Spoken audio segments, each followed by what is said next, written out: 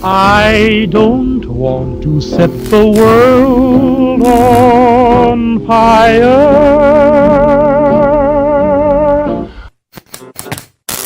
War. War never changes. As World War II came to an end, the Yalta Conference was held at the Levadia Palace in 1945 and was hosted by the Big Three, Winston Churchill of Britain, FDR of the United States, and Stalin of the Soviet Union. They discussed post-war reparations, and as disagreements were made, the conflicts of national interest between the World War II alliance between the United States and the Soviet Union started the Cold War. Because the United States and Britain feared the spread of Soviet Union influence to the Greek and Turkish governments, Dean Acheson created the domino theory, which stated when one nation falls to communism, neighboring states are weakened and eventually fall themselves. As this theory was created, Stalin blockaded the trade ports to Berlin, and the U.S. and Britain responded with the Berlin Airlift, in which they delivered food and supplies to the Berlin citizens in 1948.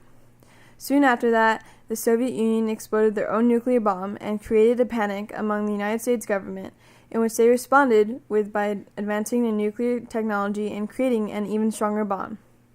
After this, the Soviet Union launched a missile called Sputnik that could reach any American target and scared the U.S. government.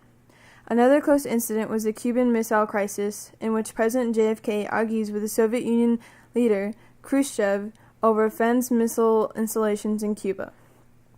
In response, they called the Non-Nuclear Proliferation Treaty, which was signed by the United States, the United Kingdom, the Soviet Union, and 59 other countries and contained two parts. The non-nuclear countries were obligated to open their non-operating nuclear facilities to inspection by the International Atomic Energy Agency.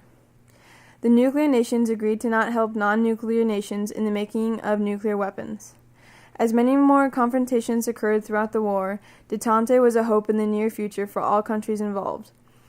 The assimilation of SALT, the Strategic Arms Limitation Talks, called for peaceful coexistence to avoid further military confrontations and world communism influence.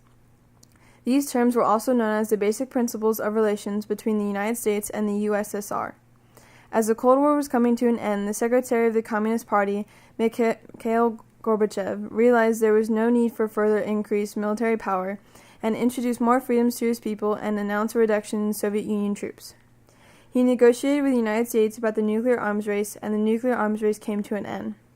As the Berlin Wall was torn down and Germany became a strong unified nation, the Soviet Union was left with no choice but to reunify and thus ended the Cold War.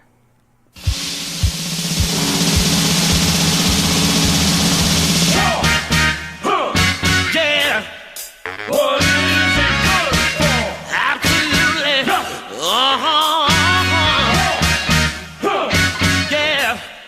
What is it good for? Absolutely. Say it again, y'all. What is it good for? Absolutely. Listen to me. Oh, I despise.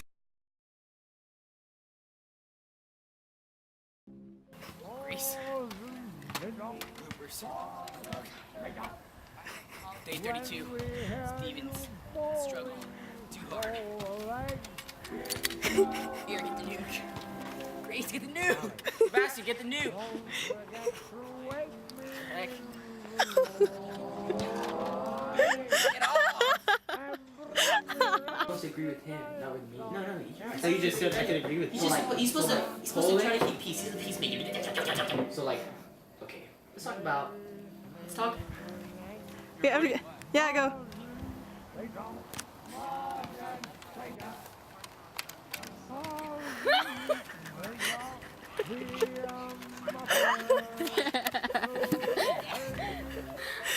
We should do that. Why did you pass? Get it. Oh, get it. Oh, get it.